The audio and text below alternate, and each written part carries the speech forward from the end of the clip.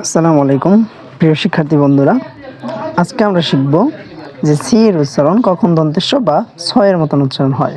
তো এর আগের ক্লাসে আমরা শিখছিলাম যে সি এর উচ্চারণ আসলে কখন ক হয়, তো আজকে শিখব সি এর উচ্চারণ কখন দন্তেশ্ব হয়। তো চলো শুরু করা যাক। তো সি এর পর যদি দেখো যে ভাইয়া ই আই এবং ওয়াই থাকে, সি এর পর ই আই এবং ওয়াই থাকলে তবে বোঝা নেবা যে ওই সিতে কী হবে, ওই সিতে দন্তেশ্ব বা ছয়ের মতন উচ্চারণ হবে। দেখা যাক, উদাহরণগুলো দেখলে আমরা খুব ক্লিয়ারলি বুঝতে পারবো। তো দেখো, ধরো সিই এন TER এরকম আছে।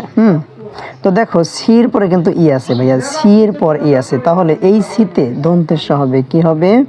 দন্তেশ্ব। আর ইতে একার, এনে দন্তেন্ন, টিতে ট, ই আর যেহেতু একসাথে আছে, ই আর একসাথে থাকলে তো এইখানে ইতে হবে আকার, ইতে কি হবে? আকার। আর আরে বয়বিন্দুর, তাহলে এটা কি হলো? সেন্টার। আচ্ছা, এটা সেন্টার। তারপর নেক্সট দেখা যাক, ধরো সির পর I N E M A এরকম আছে।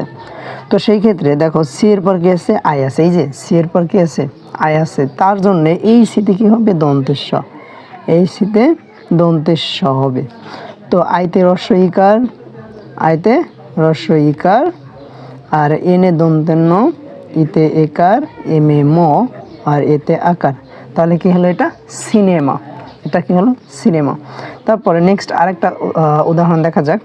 তো ধরো CYCLE এইরকম আছে, CYCLE। দেখো সির পরে ওয়াই আছে না, সির পরে যেহেতু ওয়াই আছে, অতএব সিতে কি হবে? দন্তেশ্ব। এই সিতে কি হবে? দন্তেশ্ব। আর ওয়াইতে আই যুক্ত হবে, তাহলে কি হলো? সাই। আর CLE কল, সাইকল। এর আগের ক্লাসে আমরা শিখছিলাম যে সির পরে যদি এল থাকে, এই সিতে কিন্তু আবার ক হবে। এই যে এর আগের ক্লাসে শিখছিলাম, যারা যারা দেখো নাই তো আগের ভিডিওটা দেখে নিও।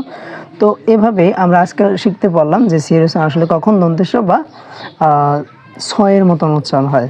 তো ক্লাসটা ভালো লাগলে আর উচ্চারণটা শিখতে পারলে অবশ্যই লাইক এবং সাবস্ক্রাইব করতে ভুলো না।